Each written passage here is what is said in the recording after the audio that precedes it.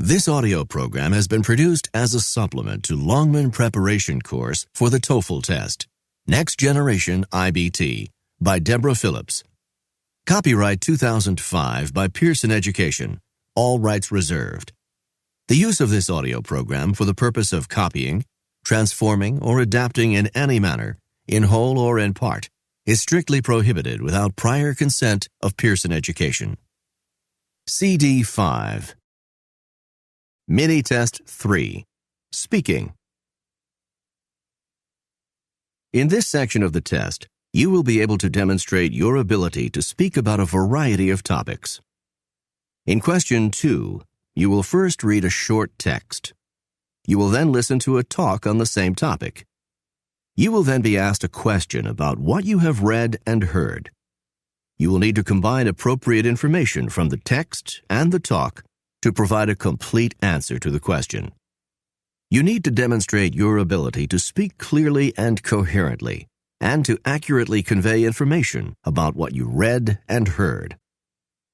In question 3, you will first listen to part of a conversation or a lecture. You will then be asked a question about what you heard. You need to demonstrate your ability to speak clearly and coherently, and on your ability to accurately convey information about what you heard. You may take notes while you read and while you listen to the conversations and lectures. You may use your notes to help you prepare your response.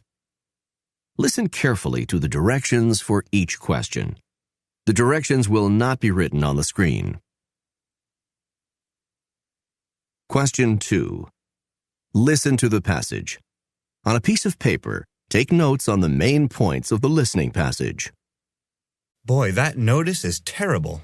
You really think so? I kind of like it. I really like it. But it means we can't do anything in the library. Not exactly. We can study, we can do homework, we can work on research, and we can do all these things in peace and quiet. But so many of the students, myself included, like to talk to friends, maybe have a little snack, take a little nap if we get tired, play a little music to relax. I know. That's why students like me can't get any work done in the library. I like to get some work done in the library, but I can't work all the time. Well, I'm glad this notice was posted, and now I only hope that it's enforced. If it is, I may have to go somewhere else to work. It's not the work that's the problem. It's the noise and the mess. I'm really glad something's finally getting done about this. How do the students react to the notice posted in the library?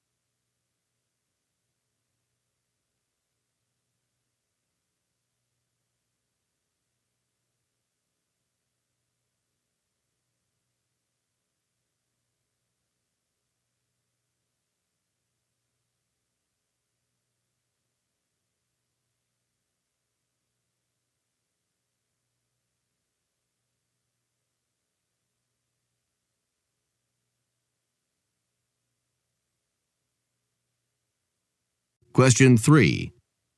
Listen to the passage. On a piece of paper, take notes on the main points of the listening passage. I'd like to talk today about some of the formal grammar rules in English. Rules about what's considered formally correct and incorrect. I'd like to talk in particular about rules that were formed in the 17th and 18th centuries during the period of Neoclassicism. During the 17th and 18th centuries in Europe, there was a widely held view that the culture of ancient Greece and Rome was superior to the culture of the day. This period in the 17th and 18th century is known as the Neoclassic period. During the Neoclassic period, academics held the view that the Latin language of the classic age of the Roman Empire was the purest language possible. As a result, there was an attempt to Latinize the English of the time to make it resemble what was considered the most perfect language, Latin. An example of a formal grammar rule that developed in English during the Neoclassic revival is the rule against split infinitives. The infinitive is the form of the verb that includes the word to and the base form of the verb, such as to go, or to walk, or to make. There is a formal rule today in English against splitting the infinitive, against saying something like to never go, or to always work, or to usually finish, though many native speakers of English do break this formal rule fairly often. This formal rule against split infinitives did not exist before the Neoclassic period. Instead, it came about as 17th and 18th century academics during the Neoclassic period noted that it's impossible to split infinitives in Latin. It's impossible to split infinitives in Latin because a Latin verb is one word rather than the two words that make up an English infinitive. However, because infinitives were never split in Latin, the rule against splitting infinitives was created. English speakers still, however, regularly split their infinitives. The attempt by 17th and 18th century academics to impose a rule against split infinitives in order to make English more like Latin did not succeed entirely. Why does the professor use the example of split infinitives?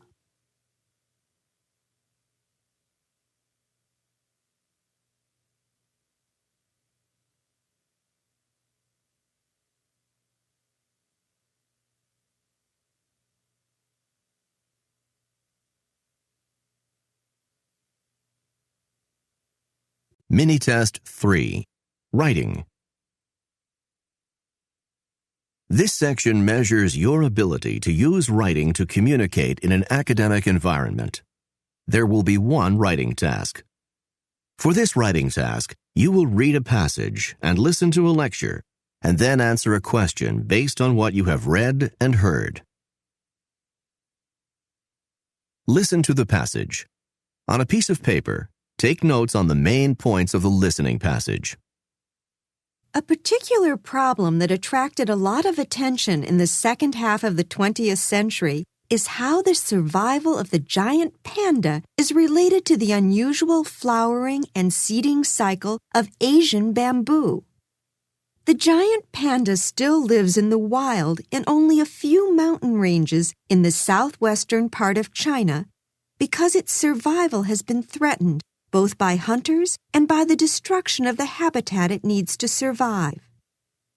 What has been noted in the last few decades is that the panda's survival is also threatened by the flowering and seeding cycles of the bamboo where the pandas live. Here's what the problem is. Bamboo is the main source of food for the giant panda.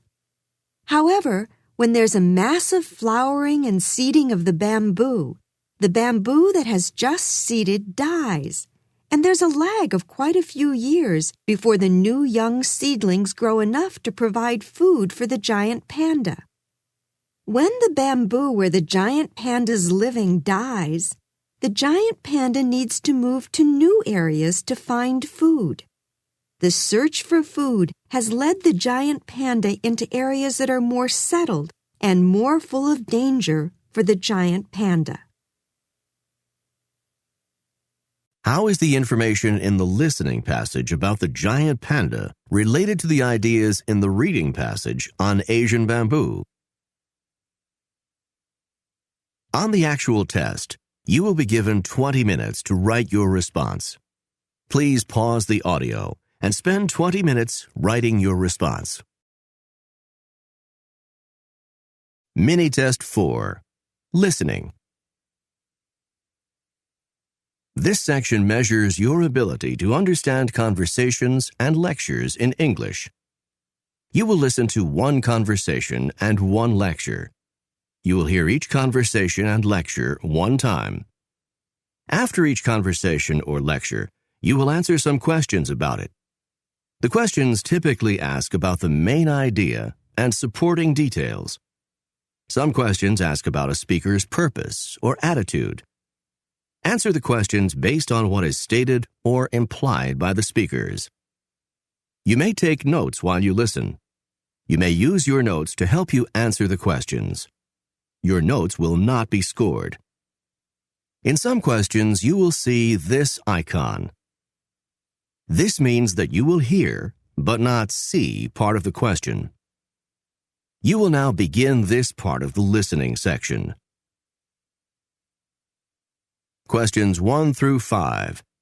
Listen to a conversation between a student and a professor. Hello, Professor Norton. May I speak with you now? Is now a good time to talk with you? I have, let me see, just a few minutes before I have to head over to Anderson Hall for class. So if it's a short question, I can handle it.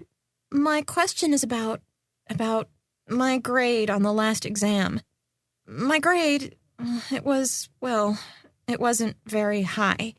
In fact, it was pretty bad. A 62. And, I was wondering if there's anything I can do about it. Some extra credit, or retaking the exam? Something? A 62? That's quite low. I know. That may even have been the lowest in the class. Oh. What happened? Why was the grade so low? I don't know. Did you attend class regularly? All the time. And were you paying attention and taking good notes? Things like that? I guess I didn't take very good notes. And then, I didn't study as much as I should have. Clearly. Now, as to your original question about retaking the exam. Or maybe an extra credit assignment, something like that. I don't do things like that. The grades in my courses are based solely on the exams. Oh. But there is something you can do about that grade. There is? What is it? Well, I explained about my grading system on the first day of the course. Did you understand it then? I think so, but, maybe you could explain it again so I can see how it can help me out of this predicament. Well, there are 3 unit exams in the course. You just had one of them, the one you did so poorly on. Yes? And then there's a final exam, a cumulative final exam. Cumulative? That means it covers all the material in the course. Including the material on the exam we just took? Yes, including the material on the exam you just took. And how will the cumulative exam help me? Because the final exam is cumulative, it counts for half of your final grade. The 3 unit exams together count as the other half. That means if you do well on the remaining 2 unit exams and then do really well on the cumulative final, then your grade won't suffer too much. It also means that the material I didn't understand too well on the last exam is also going to be tested again on the final. It certainly does mean that.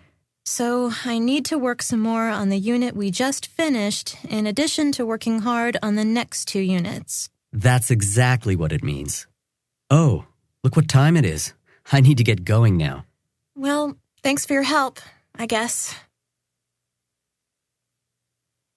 Number 1. Why does the student go to see the professor?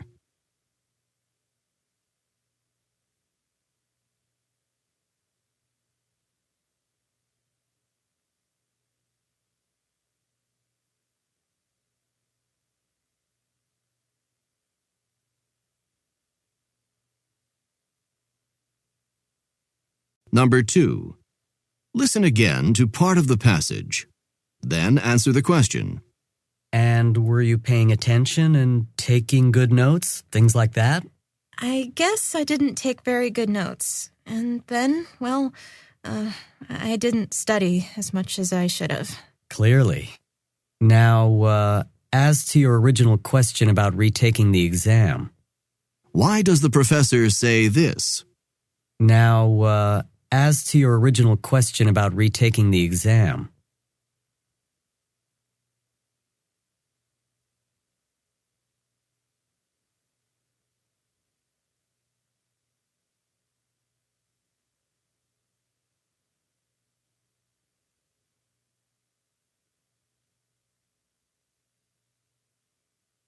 Number 3.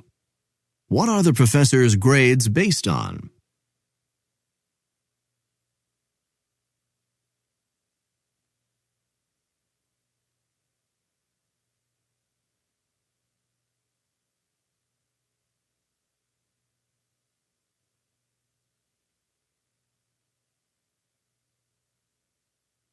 Number 4. What is a cumulative exam?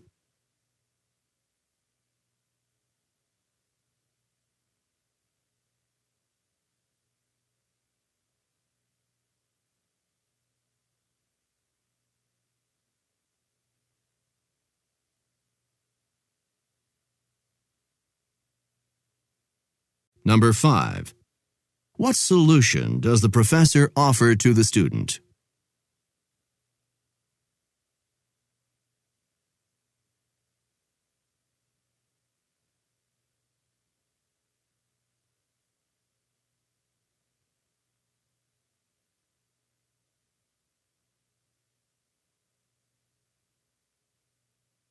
Questions 6 through 11. Listen to a discussion in a geography class. Today, we'll be discussing the formation of various mountain ranges around the world. What are some of the major mountain ranges? The Rockies and the Himalayas. What about in Europe? The Alps. And in South America? I know it. It's the Andes. That's right, you got it. The major mountain chains are the Himalayas, the Rockies, the Alps, and the Andes, and we'll be discussing them today. We'll also be discussing two smaller North American chains, the Appalachians and the Cascades, which do not rank among the world's tallest. The development of these two ranges, when compared with the development of the Himalayas, Rockies, Andes, and Alps, provides a clear overall picture of the evolutionary process of the development of mountain ranges. Look at the world map showing the mountain ranges of the world. The tall mountain ranges of today's world were all formed within the last 100 million years. The Rocky Mountains began forming about 100 million years ago and today comprise a 3,300-mile range. The Andes began forming about 65 million years ago through volcanic activity. The Andes are actually part of the volcanically active ring of fire that encircles the Pacific Ocean. This range is more than 1,000 miles longer than the Rockies. The Alps and Himalayas are actually part of the same 7,000-mile mountain system. They began forming about 80 million years ago from the crashing action of major tectonic plates. Now, if you were asked to name the world's major mountain ranges, you might not think of the Appalachians. As you can see from the map, the Appalachians are a range of north-south mountains running in the eastern part of North America. These mountains are actually far older than the major mountain ranges of today, the Himalayas, the Andes, the Alps, and the Rockies.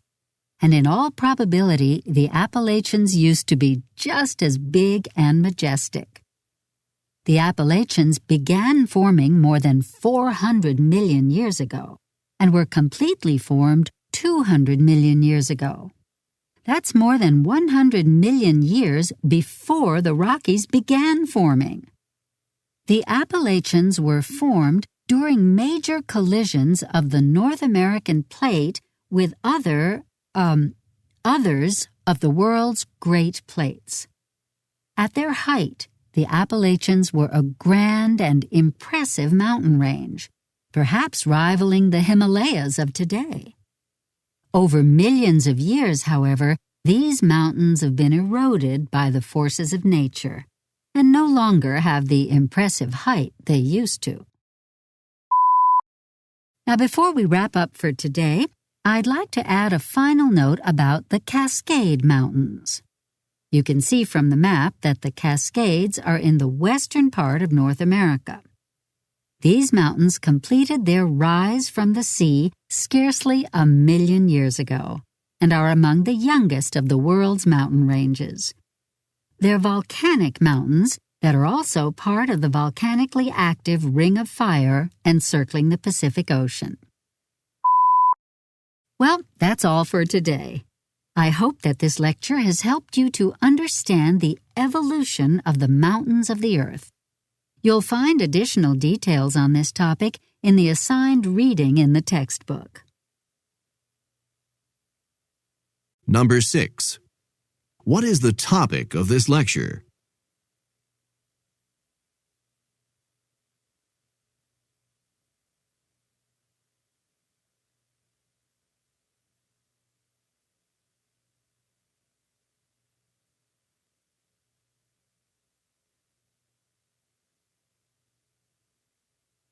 Number 7. What is true about the ages of various mountain ranges?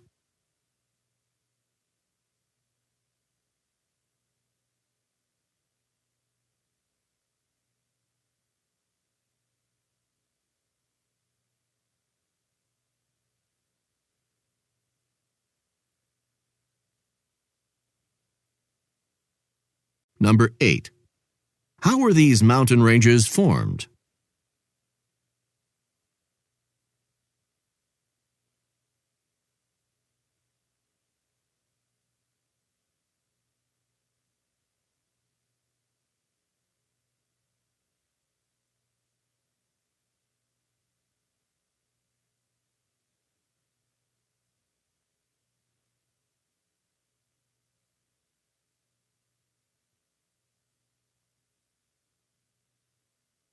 Number 9.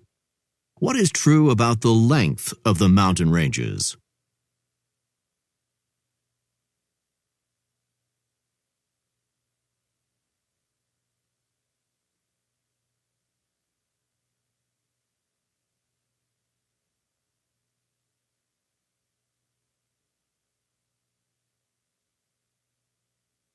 Number 10. Which mountain ranges are part of the Ring of Fire?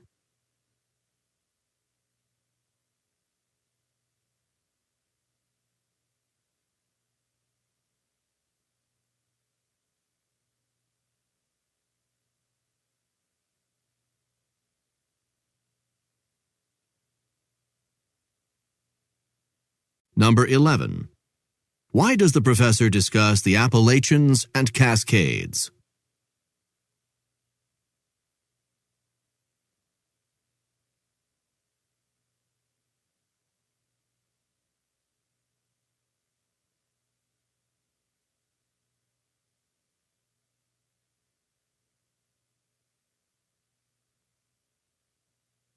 Mini Test 4. Speaking. In this section of the test, you will be able to demonstrate your ability to speak about a variety of topics. In question 2, you will first read a short text. You will then listen to a talk on the same topic. You will then be asked a question about what you have read and heard. You will need to combine appropriate information from the text and the talk to provide a complete answer to the question. You need to demonstrate your ability to speak clearly and coherently, and to accurately convey information about what you read and heard. In question 3, you will first listen to part of a conversation or lecture. You will then be asked a question about what you heard. You need to demonstrate your ability to speak clearly and coherently, and on your ability to accurately convey information about what you heard. You may take notes while you read and while you listen to the conversations and lectures. You may use your notes to help you prepare your response. Listen carefully to the directions for each question. The directions will not be written on the screen. Question 2. Listen to the passage. On a piece of paper, take notes on the main points of the listening passage. The issue of nullification caused a serious controversy in one particular situation in the first part of the 19th century. In 1828, the U.S. Congress passed a bill that authorized new tariffs on some imported manufactured goods. This meant that taxes would have to be paid to the federal government when certain manufactured goods were imported. And since many goods were not manufactured in the United States at the time, if people wanted to have these goods, then the goods had to be imported. The issue of nullification arose in this situation when one of the southern states in the United States held a convention to discuss the tariffs on some imported products. The convention voted to nullify the law that required that tariffs be paid on those imported goods. In other words, the state voted not to follow a law passed by the federal government. The President of the United States, Andrew Jackson, sent federal troops into the state to impose the federal law on tariffs there. A compromise was reached when the government passed a new law that lowered the tariff, and the southern state agreed to pay this lower tariff. How does the information in the listening passage supplement what is explained in the reading passage?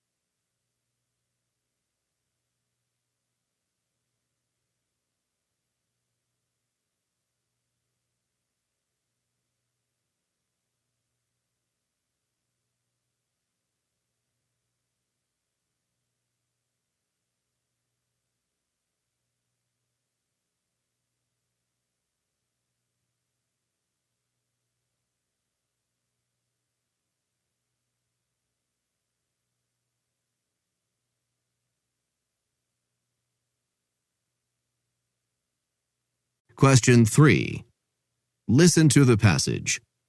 On a piece of paper, take notes on the main points of the listening passage. Hey, Steve, can I ask you something? Sure, Chris. What do you want to know? It's about the paper in our psychology class.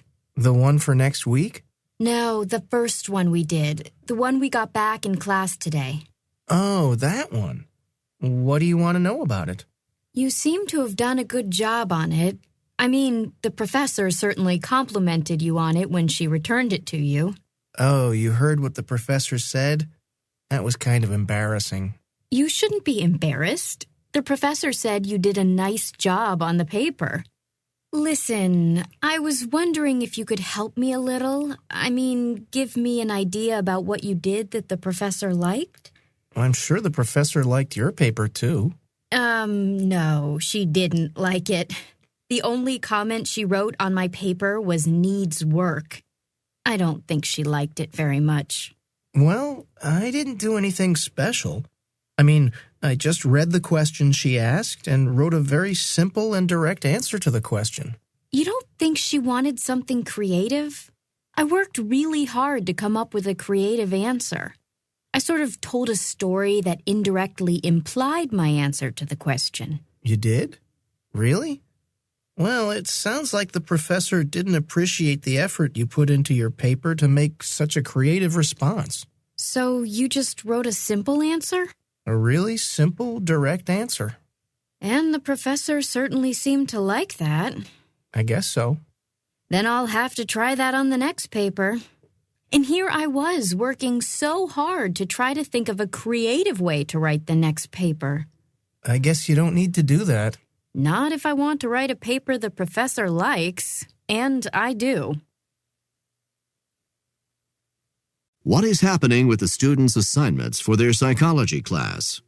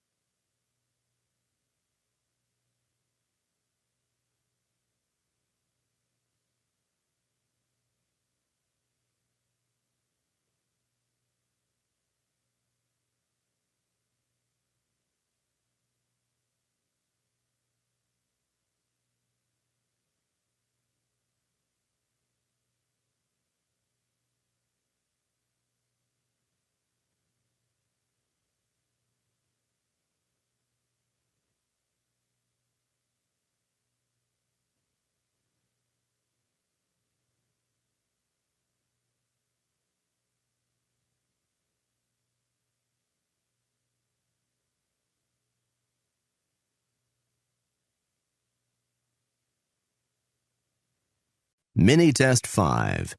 Listening. This section measures your ability to understand conversations and lectures in English. You will listen to one conversation and one lecture. You will hear each conversation and lecture one time.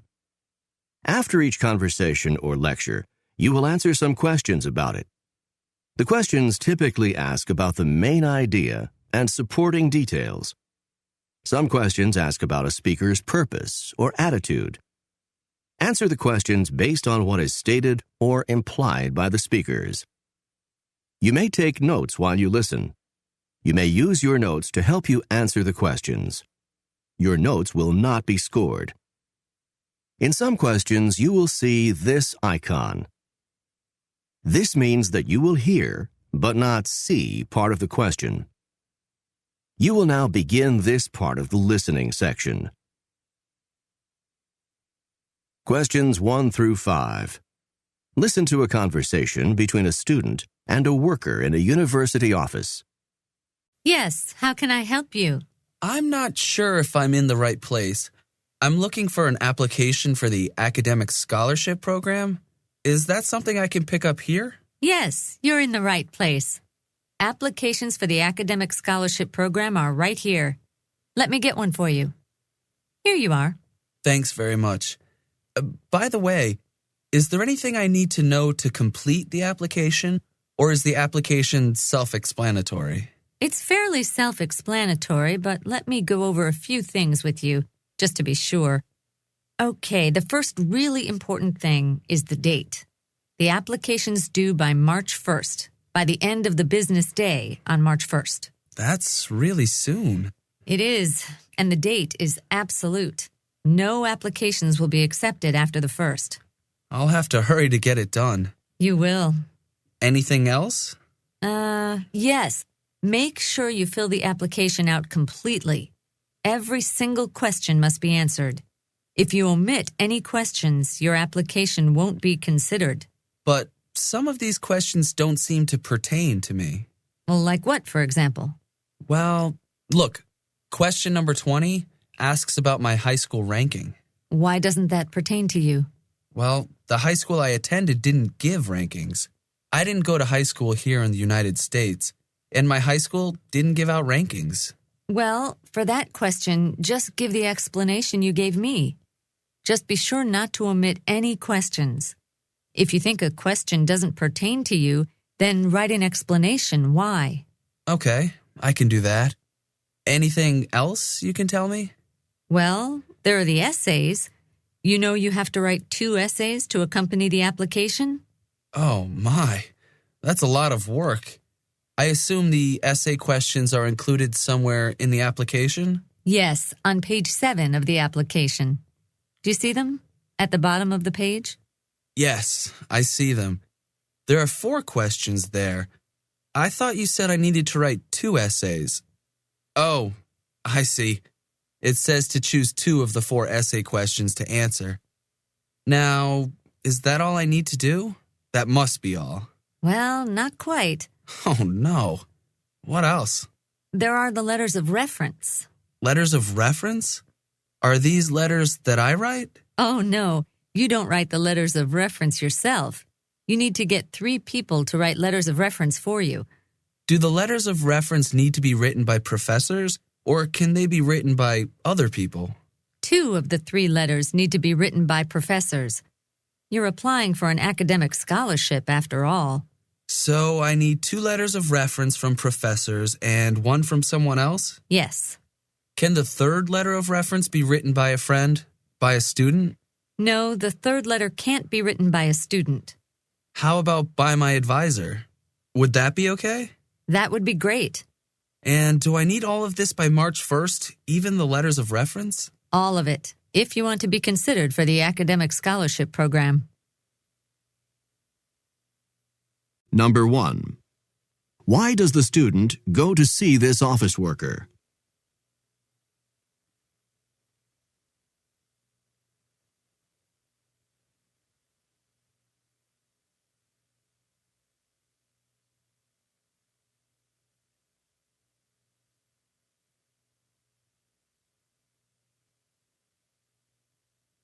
Number 2. Does the office worker emphasize each of these?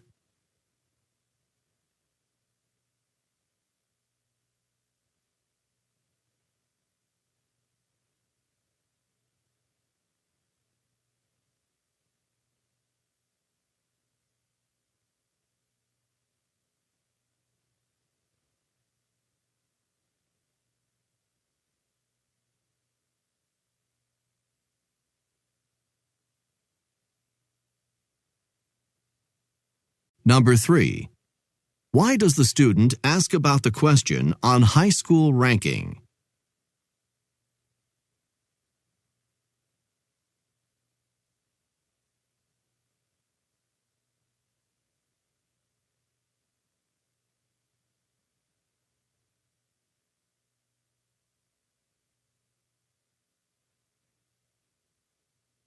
Number 4.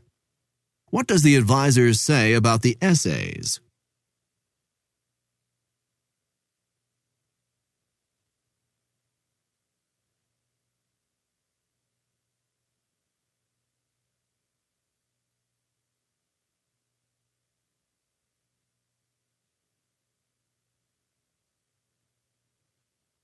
Number 5. What does the advisor say about the letters of reference?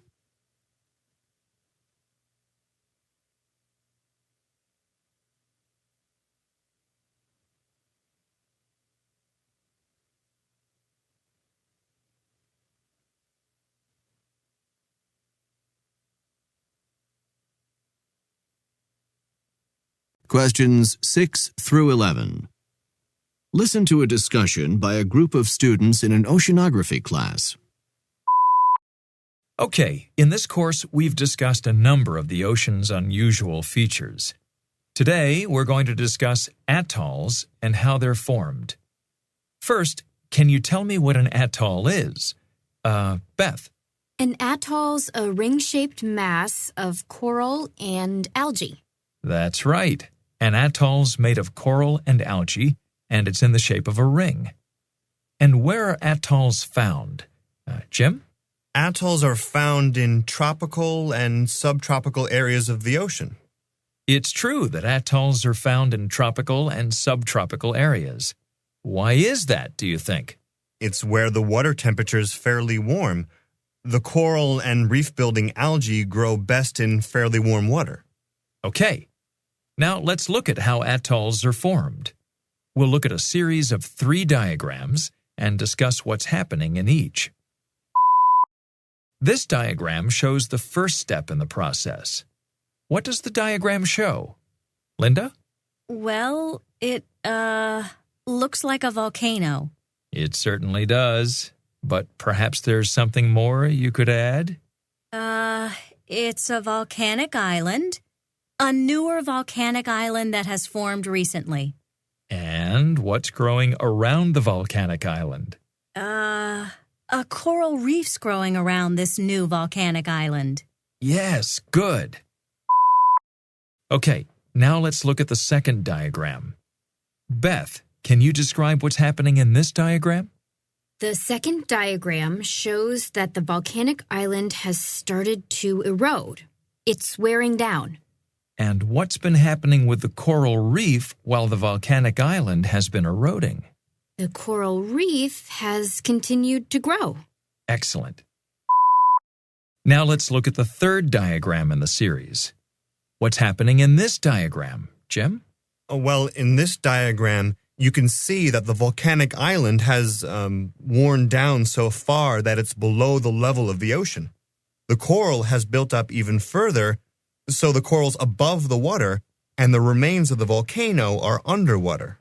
Yes, and it's at this stage when the ring of corals called an atoll. The volcano has sunk, and there's a pool of water inside the atoll. Now, what do we call the pool of water that remains inside an atoll? Linda? The pool of water inside the atoll is called a lagoon. That's correct. The body of water inside an atoll is called a lagoon. Well, you seem to understand quite clearly how atolls result when coral reefs around volcanic islands continue to grow as the volcanic islands themselves diminish. Oh, that's all for today. I'll see you next class. Number 6. What is this discussion mainly about?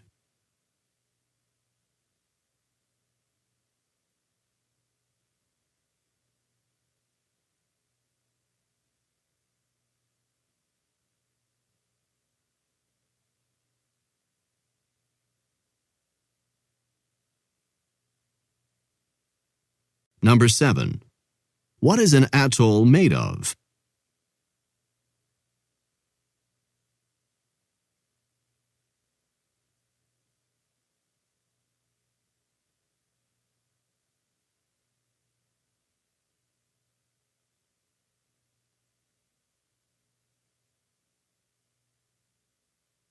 Number 8. Where do atolls tend to grow?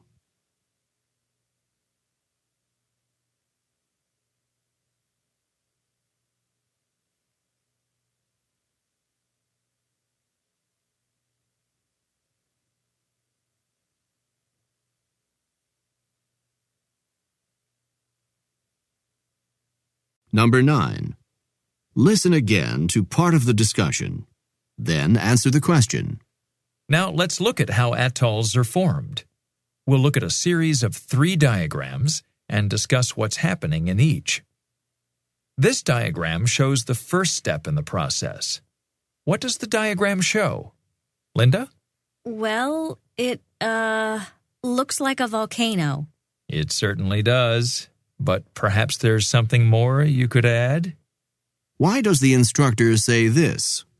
But perhaps there's something more you could add?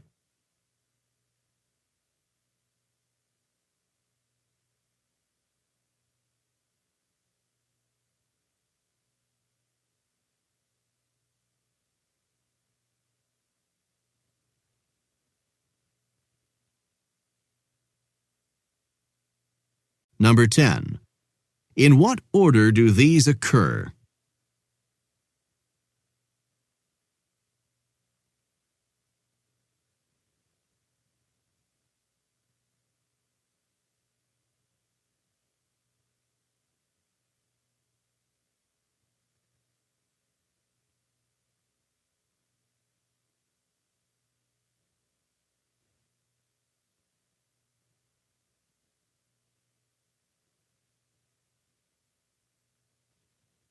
Number 11. What is true about a lagoon?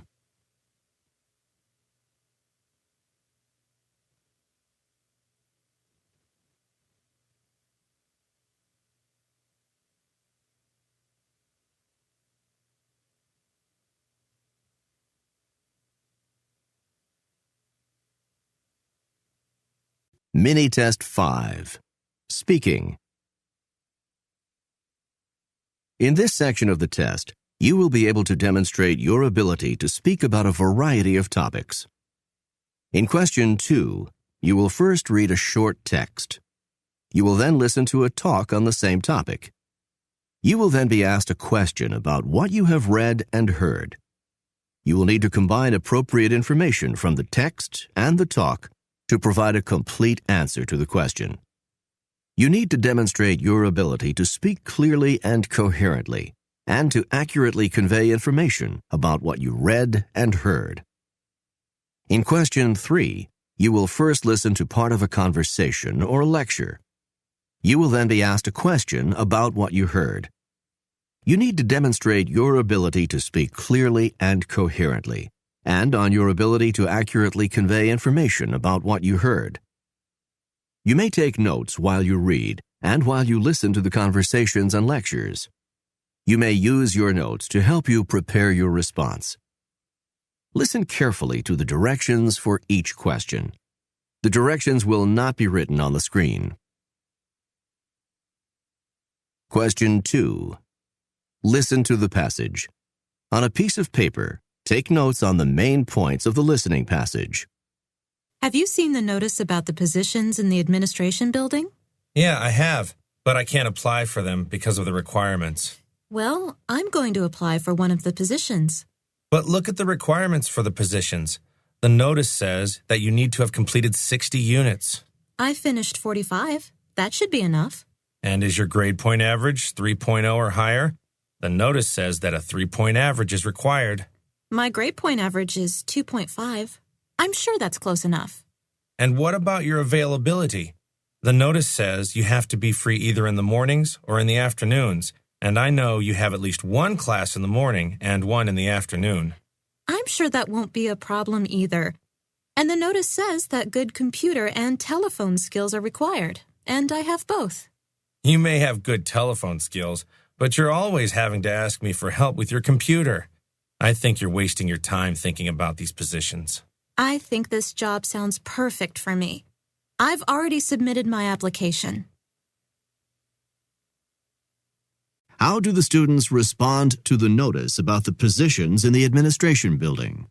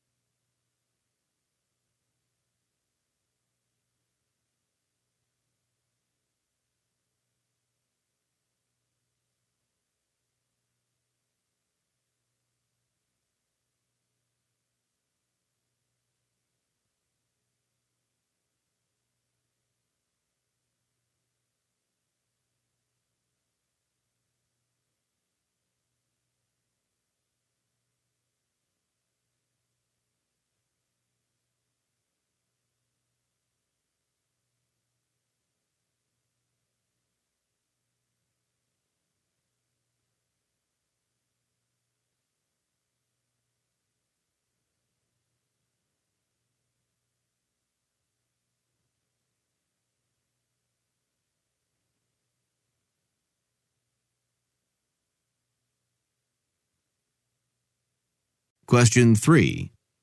Listen to the passage. On a piece of paper, take notes on the main points of the listening passage. In economics class today, I'll be talking about zero-sum games. Theoretically, zero-sum games are a part of gaming theory. but the concept of zero-sum games has applications in a variety of academic areas. We'll be talking today first about the theoretical concept of zero-sum games, and later about its application, of course, in the field of economics. Theoretically, a zero-sum game is a game where the total number of points is fixed. If two players, players A and B, are playing a zero-sum game with a total of 100 points possible, then A and B each play to win the highest number of the 100 points available.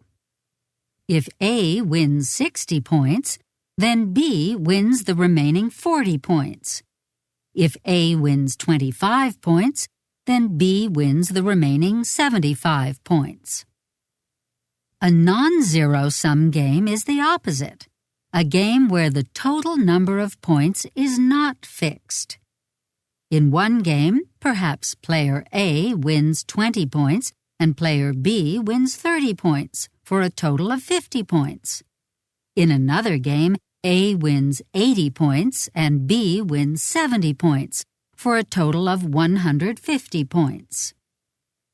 Now let's take this gaming theory, the zero-sum gaming theory, and apply it to economics.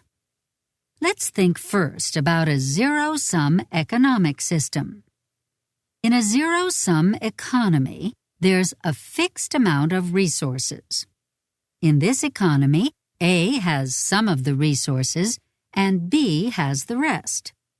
If A wants more in a zero-sum economy, the only way to get more is to take from B, because there's only a fixed amount and B has whatever A doesn't have.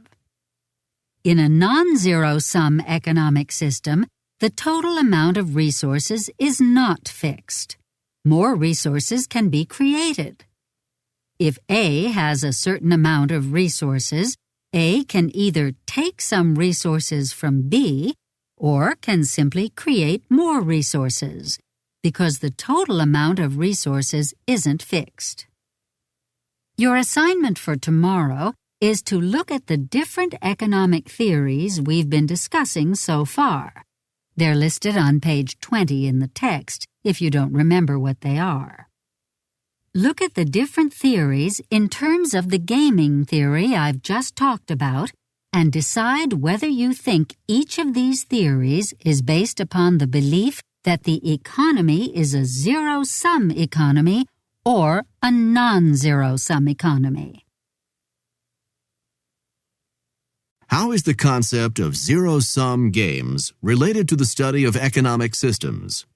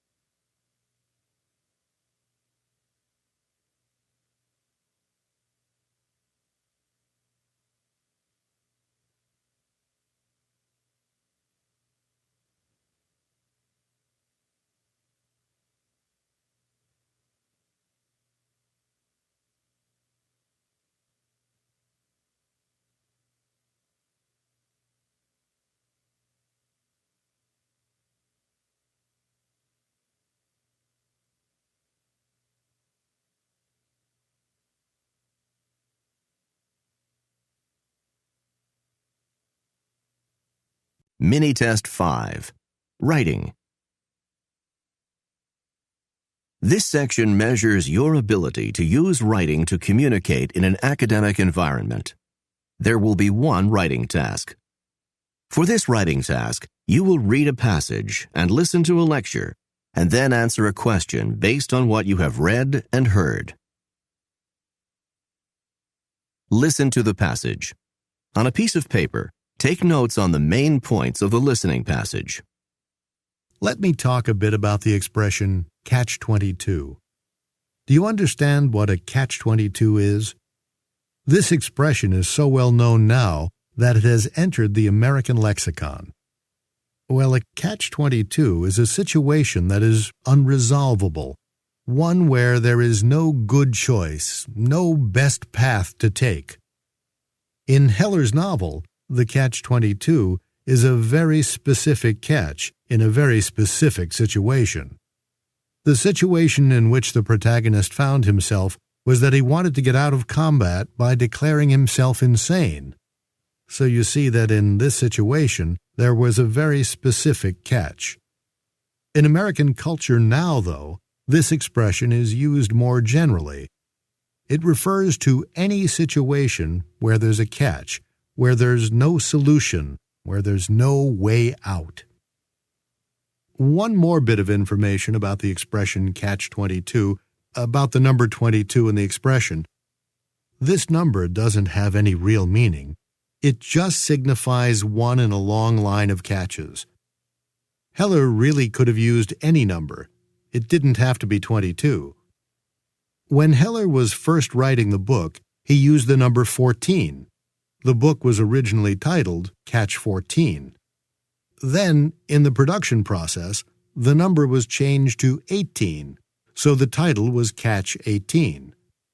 But then there was a problem with the number 18 because there was another book with 18 in the title, so Heller's title became Catch 22. How does the information in the listening passage add to the ideas presented in the reading passage? On the actual test, you will be given 20 minutes to write your response. Please pause the audio and spend 20 minutes writing your response. Mini-Test 6. Listening. This section measures your ability to understand conversations and lectures in English. You will listen to one conversation and one lecture. You will hear each conversation and lecture one time. After each conversation or lecture, you will answer some questions about it. The questions typically ask about the main idea and supporting details. Some questions ask about a speaker's purpose or attitude. Answer the questions based on what is stated or implied by the speakers. You may take notes while you listen. You may use your notes to help you answer the questions. Your notes will not be scored. In some questions, you will see this icon. This means that you will hear, but not see, part of the question. You will now begin this part of the listening section. Questions 1 through 5. Listen to a conversation between a student and her advisor. Hi, sorry I'm running a bit late. Are you ready to talk now? Yes, I am. And do you have your schedule planner with you? Yes, I do. And have you looked over the schedule of classes and thought about what courses you'd like to take then? Yes to that too. Okay. Let's see what courses you have on your list. I see.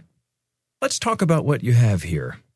I see that you'd like to take the American Literature class on 19th century novels. That looks just fine.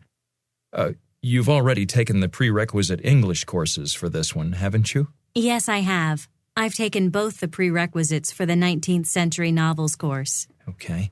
And you'd like to sign up for both world geography and sociology? That's good. They both satisfy general education requirements, so they're good classes to take. Yes, those are some of my last required courses. And music. You've listed a music course. Yes, I'm in the school choir, so I take the choir course every semester. Okay, that sounds fine too. Now, what's the last course you've listed? Canoeing? You want to take a canoeing course? Wait a minute, what about chemistry? You're taking Chemistry 101 this semester? Yes, I'm taking it, but... You do know that you need to take Chemistry 102 also? Chemistry 101 isn't enough. It's part of a 2-semester series. Chemistry 101 and 102 go together. I know that, but I just don't want to take Chemistry 102 next semester. Why not? Chemistry 101 isn't exactly a lot of fun. I'm working really hard in that course, but I'm not doing very well. Okay, so maybe you should get a tutor. You do need to take the second semester of chemistry. I know I need to take another semester of chemistry, but I'd like to take some time off from it before I try the second semester. By taking canoeing instead? Exactly. I thought it would be a good break from chemistry. It certainly is. Well, as long as you know that you need to take the second semester of chemistry, and if you take only one semester off from it, then I guess it'll be okay. Thank you. Number 1. Why is the student in the advisor's office?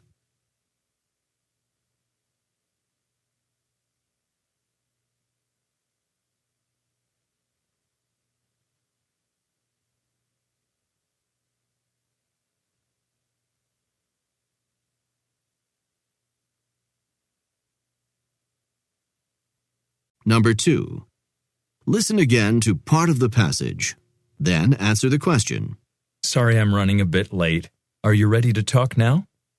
Why does the advisor start the conversation this way?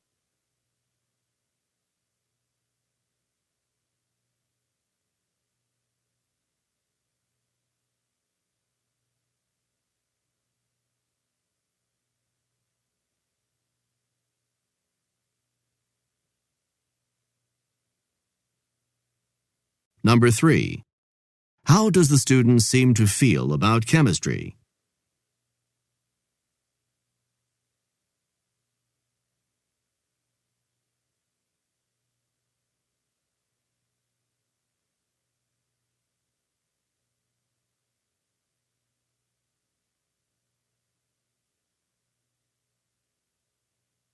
Number 4. What does the student want to do?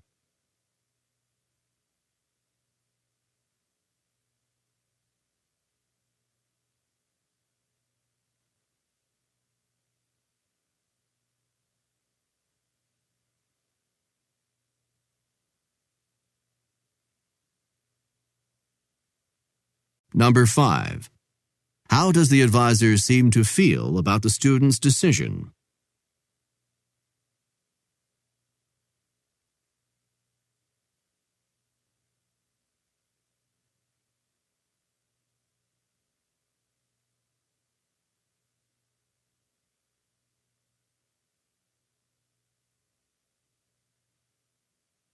Questions 6 through 11.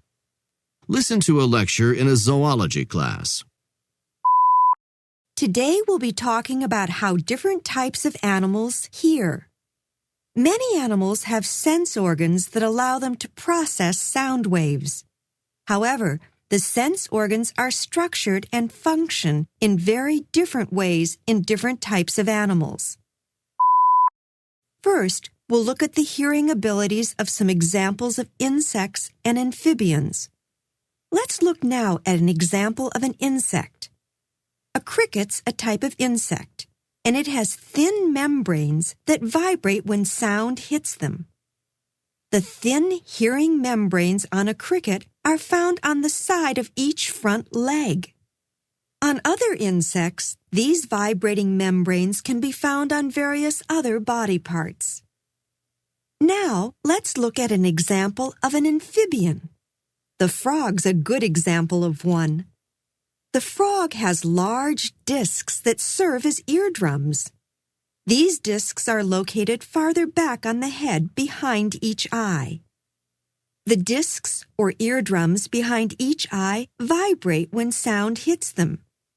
So you see that the frog has large discs on its head that serve as eardrums, unlike the cricket that I talked about earlier, which is able to hear by means of vibrating membranes on the side of each front leg.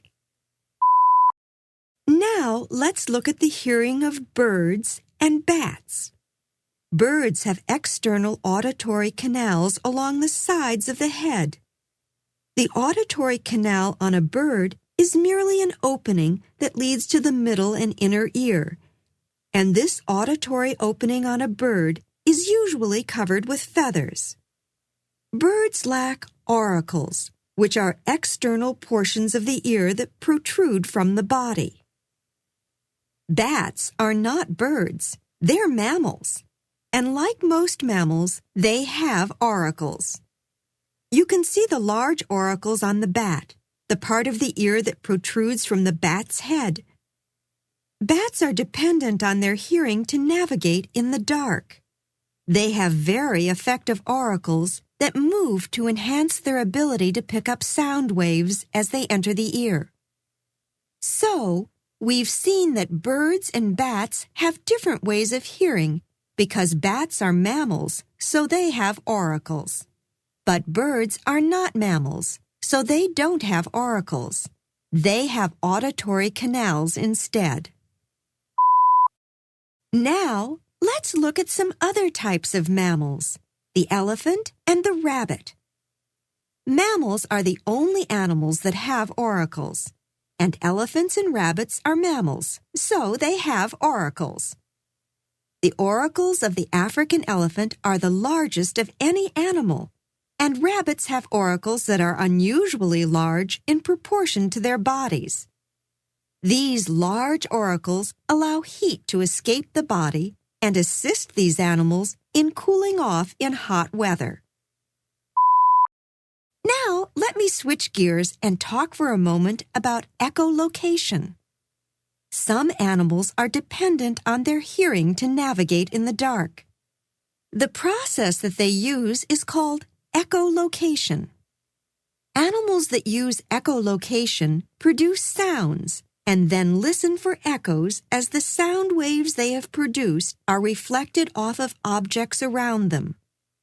They use echolocation to determine when objects are in their path and how far away the objects are. Bats and whales are two animals that navigate using echolocation, and there are many more. Today we've discussed the types of hearing organs that various animals have. You should be familiar with animals that have external vibrating membranes, animals that have auditory canals, animals that have auricles, and animals that use echolocation. If you understand these various types of hearing organs, then you understand the important points of this lecture. Number 6. How is the information in the lecture organized?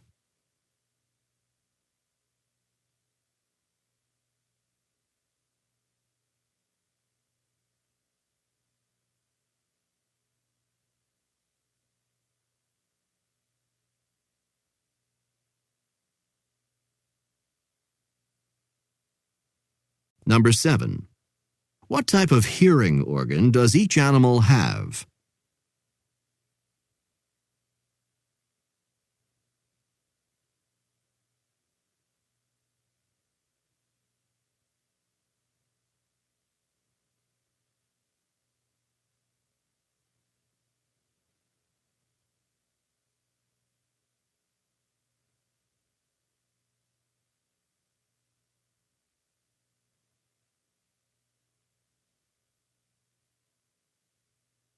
Number 8. What do the discs on frogs do?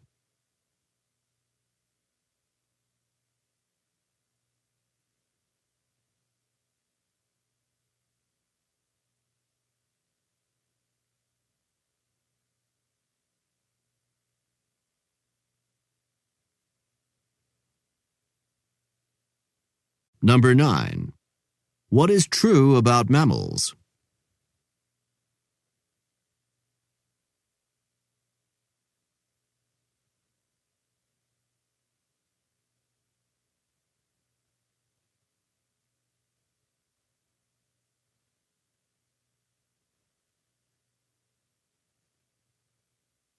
Number 10. Listen again to part of the passage. Then answer the question. Now, let me switch gears and talk for a moment about echolocation. Why does the professor say this?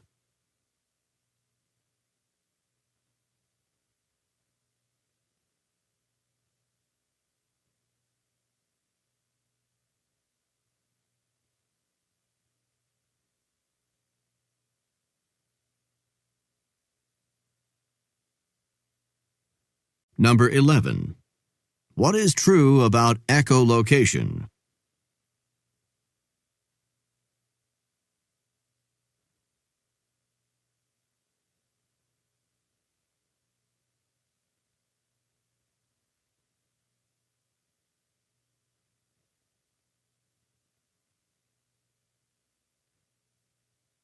This is the end of CD 5.